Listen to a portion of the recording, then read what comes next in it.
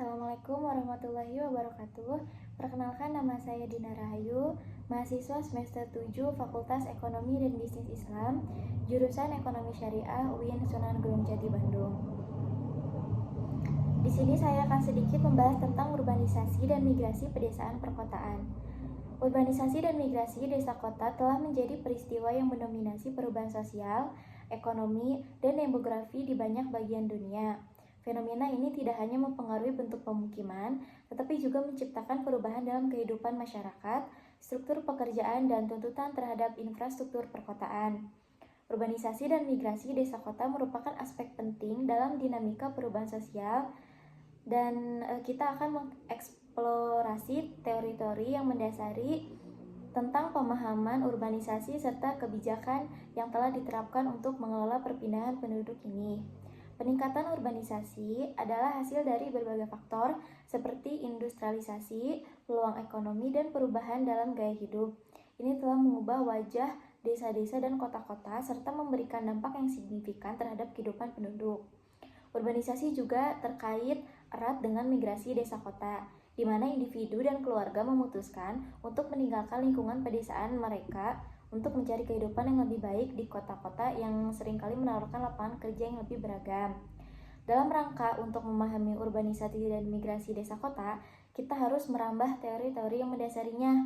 Berbagai teori seperti teori pusat dan pinggiran, teori sirkularitas, migrasi, dan teori modal manusia telah diusulkan untuk membantu menjelaskan mengapa urbanisasi terjadi dan bagaimana proses migrasi desa kota berlangsung.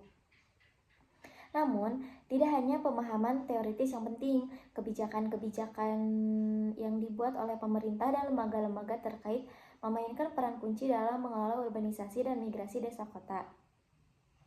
Kebijakan-kebijakan ini dapat mencakup seperti aspek-aspek perumahan, pendidikan, kesehatan, dan ketenagakerjaan, dan mereka bertujuan untuk menciptakan lingkungan perkotaan yang inklusif, berkelanjutan, dan berdaya saing bagi penduduk baru dan penduduk lokal.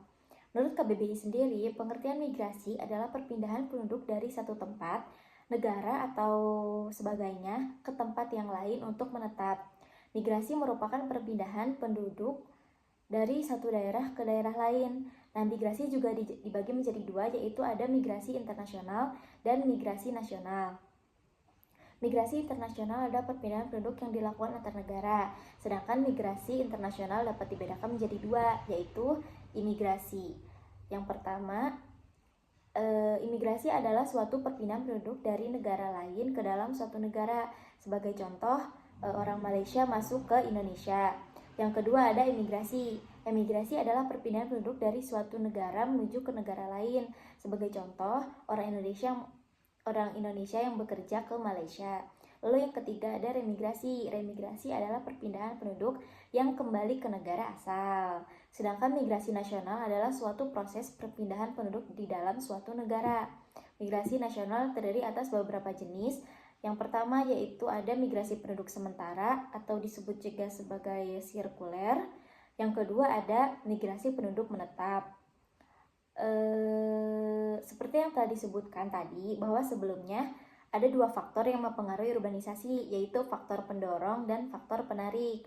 Faktor pendorong merupakan pengaruh yang mendorong seseorang untuk melakukan urbanisasi. Lalu yang selanjutnya ada persoalan urbanisasi, ada dampak urbanisasi. Persoalan urbanisasi sangat perlu untuk diperhatikan. Beberapa pemikir yang membahas terkait dengan urbanisasi menurut sudut pandang Evers dalam Abbas tahun 2002 yang mengatakan tingkatnya urbanisasi terlalu rendah serta mengakibatkan kebutuhan-kebutuhan yang ada di kota sehingga lambatnya kemajuan ekonominya.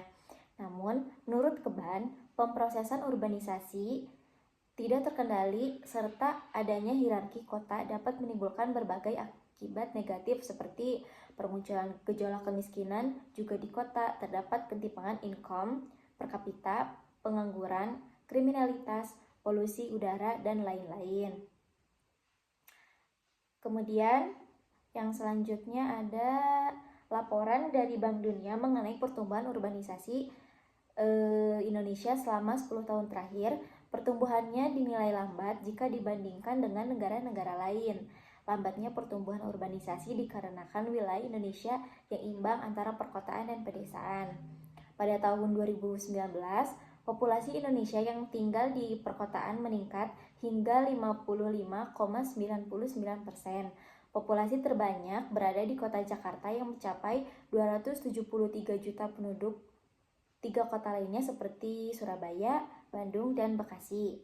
Kota-kota tersebut juga mulai dipadati oleh penduduk migrasi. Menariknya, pertumbuhan urbanisasi di Indonesia paling besar terjadi di Pulau Jawa.